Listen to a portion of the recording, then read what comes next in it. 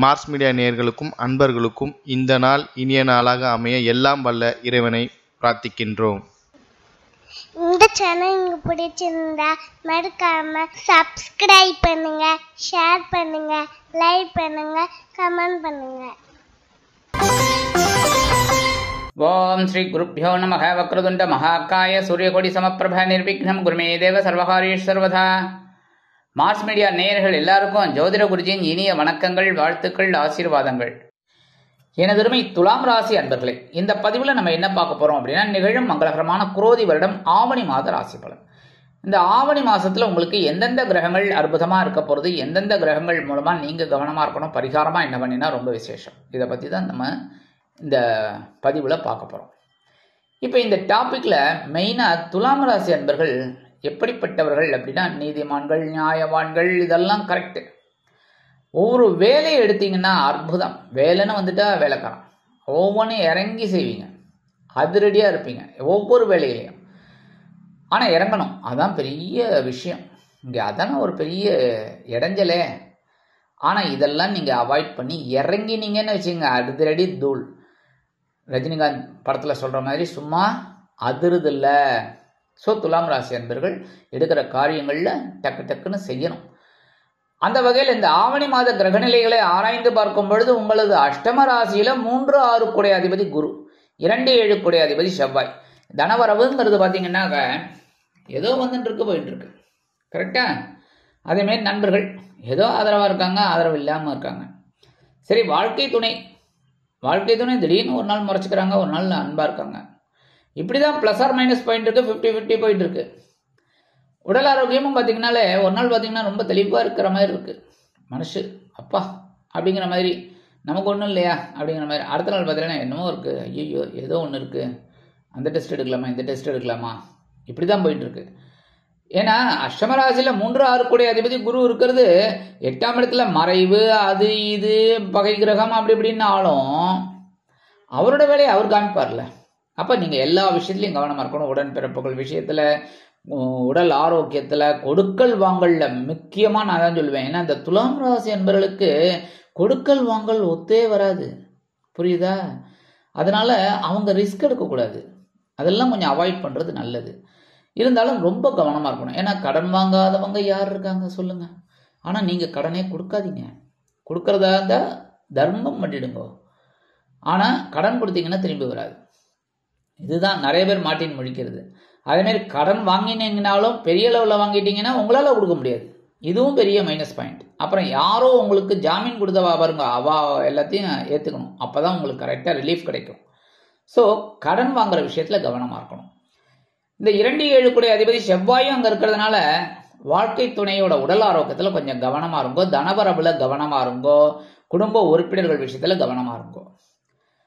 26/8/2024 முதல் இந்த செவ்வாய் பகவான் எங்கே வரப்போறான்னு பார்த்தீங்கன்னா அற்புதமாக பாக்கியஸ்தானத்துக்கு வந்துடுறார். அபாடா 7, 8 இருக்கும்போது பிரச்சனைகளை பண்ணினார், இப்போ கொஞ்சம் பரவாயில்லை.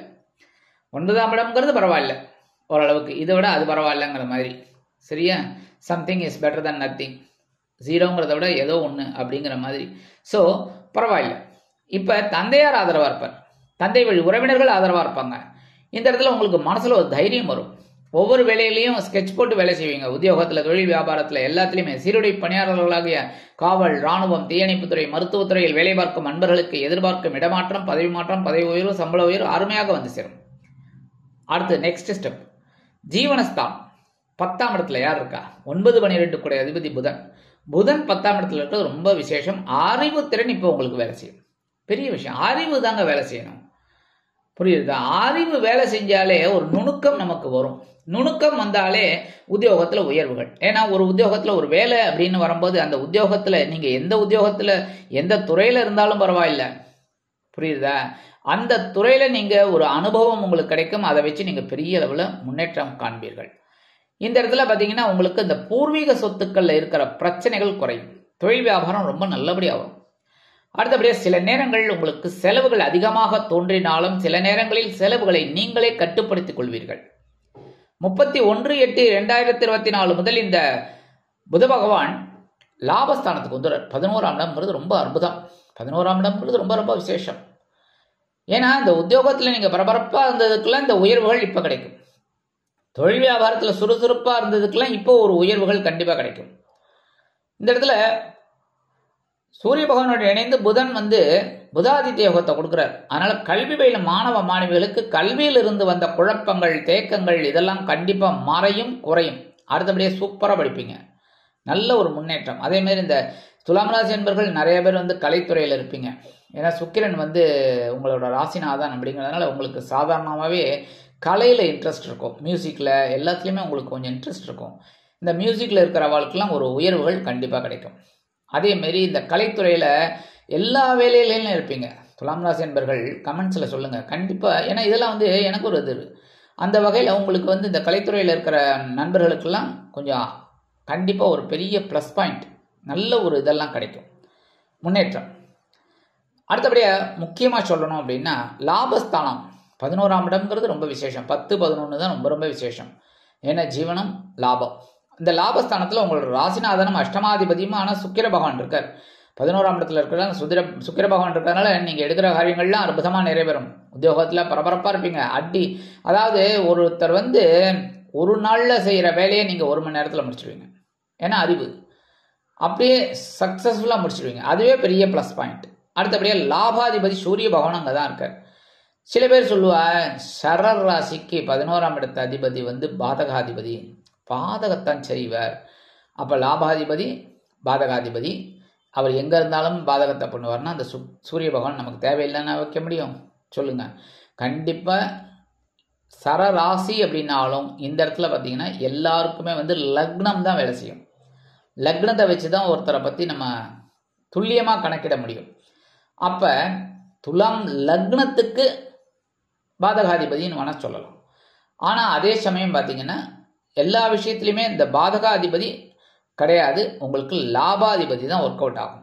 இந்த லாபாதிபதி லாபஸ்தானத்தில் இருக்கிறது ஒவ்வொரு விஷயத்துலையும் நீங்கள் ஜெயிப்பீங்க. ஆனால் சனீஸ்வர பகவானோட பார்வை இருக்குது, 7ஆம் பார்வை அங்கே இருக்குது. இருந்தாலும் நீங்கள் எல்லாத்தையும் மீண்டு அப்படியே வருவீங்க.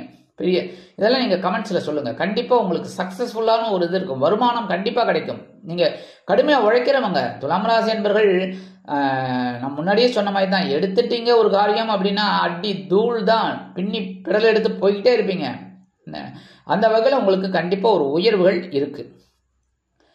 அதே மாதிரி சில பேருக்கு சொத்து சேர்க்கை உண்டாகும், சில பேருக்கு அந்த கடன் சுமை குறையும். இந்த நகை இதெல்லாம் அடமானம் வச்சுருந்தீங்கன்னா அதெல்லாம் மீட்டுடுவீங்க. இந்த மாதிரிலாம் நிறைய பேருக்கு உண்டு.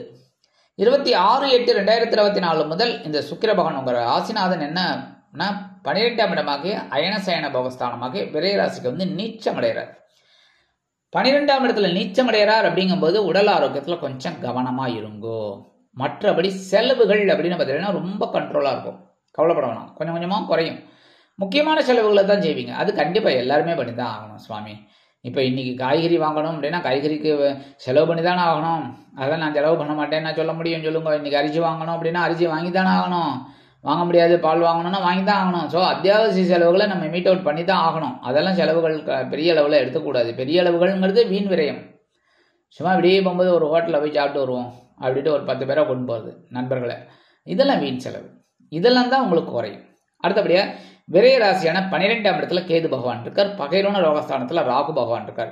6, 12ங்கிறது மறைவு ஸ்தானம். மறைவு ஸ்தானத்தில் இருள் கிரகங்கள், சாயா கிரகங்கள், சர்ப்ப கிரகங்கள் இருக்கிறது ரொம்ப விசேஷம். என்ன அப்படின்னா கெட்டவன் கெட்டிடில் கிட்டிடும் ராஜயோகம். ஏன்னா அசுப கிரகங்கள்னு சொல்லப்படுது. எல்லாமே நம்ம வச்சுக்கிறது தான் சுவாமி. அசுபம் சுபம்ங்கிறதெல்லாம் புரியுறதா? ஒருத்தருக்கு சுபம்னு சொல்கிறது, ஒருத்தருக்கு அசுபம்ங்கிறது, அவ்வளோதான்.